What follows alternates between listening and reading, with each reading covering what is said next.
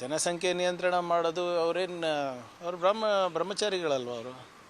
ಬೇರೆಯವರಿಗೆ ಹೇಳ್ತಾರೆ ನೀವು 3 ಮಕ್ಕಳು ಹುಟ್ಟಿಸಿ 4 ಮಕ್ಕಳು ಹುಟ್ಟಿಸಿ ಅವ್ರಿಗೆ ಧರ್ಮ ರಕ್ಷಣೆಗೆ ಬಿಡಿ, ಗೋ ರಕ್ಷಣೆಗೆ ಬಿಡಿ ಅಂತ. ಇವರೆಲ್ಲ ಬ್ರಹ್ಮಚಾರಿಗಳಂತ ಹೇಳ್ಕೊಂಡು ಓಡಾಡ್ತಾರಲ್ಲ.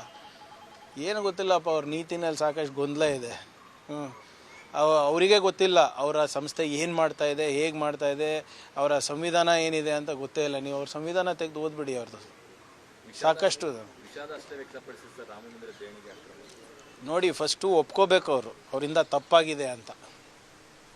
ತಪ್ಪಾಗ್ಬಿಟ್ಟು ಸಾರ್ವಜನಿಕರಲ್ಲಿ ಕ್ಷಮೆ ಕೇಳಬೇಕು. ಸುಮ್ಮನೆ ಯಾವುದೋ ಪ್ರೆಸ್ ನೋಟ್ ಕೊಡೋದಲ್ಲ ಅದು. ಎಲ್ಲ ಜನರು ಕೂಡ ಅಲ್ಲಿ VHP ಕಾರ್ಯಕರ್ತರು, ಪದಾಧಿಕಾರಿಗಳು, VHP ಅಧಿಕೃತ ಅಂಗಸಂಸ್ಥೆ RSSದು. VHP ಹುಟ್ಟಾಕಿದ್ದೆ RSS. ಒಫಿಷಿಯಲಿ ಅವರಿಗೆ ನೆಂಟಿದೆ, ಅಧಿಕೃತವಾಗಿ ಅವರೆಲ್ಲ ಸಂಬಂಧಿಕರೇ ಇದ್ದಾರೆ. ಎಲ್ಲರೂ ಅದ್ರ ಬಗ್ಗೆ ವಿಷಾದ ವ್ಯಕ್ತ ಅಲ್ಲ, ಡಿಸ್ಮ್ಯಾಂಟಲ್ ಮಾಡ್ಬೇಕು ನನ್ನ ಪ್ರಕಾರ ಅಂತ. Publicly you should apologise. ಮಿಕ್ಕಿದೆಲ್ಲ ಪಬ್ಲಿಕಲ್ಲೇ ಮಾಡ್ತೀರಲ್ಲ.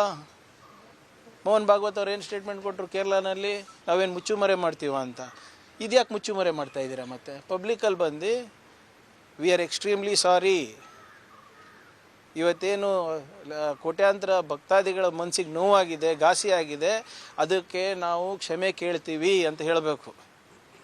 ಮಿಕ್ಕಿದಕ್ಕೆ ಎಲ್ಲರೂ ಒಪಿನಿಯನ್ ಇದೆ. ಪಾಕಿಸ್ತಾನ ಜೊತೆ ಸಂಬಂಧ ಬೆಳೆಸ್ಬೇಕು ಅಂತ ಅವ್ರದ್ದು ಒಪಿನಿಯನ್ ಇದೆ ಅಲ್ಲ. ಆದರೆ ನರೇಂದ್ರ ಮೋದಿ ಅವರು ವಿದೇಶಾಂಗ ನೀತಿ RSSಗೆ ಕೊಟ್ಟಿದ್ದಾರಾ? ಆರ್ಥಿಕ ಪರಿಸ್ಥಿತಿ ಬಗ್ಗೆ, ಉದ್ಯೋಗದ ಬಗ್ಗೆ, ಎಲ್ಲದ ಬಗ್ಗೆ ಒಪಿನಿಯನ್ ಇದೆ. ಇದ್ರ ಬಗ್ಗೆನೂ ಆಚೆ ಬಂದು ದಯವಿಟ್ಟು ಕ್ಷಮೆ ಕೇಳಿ ಜನರದು.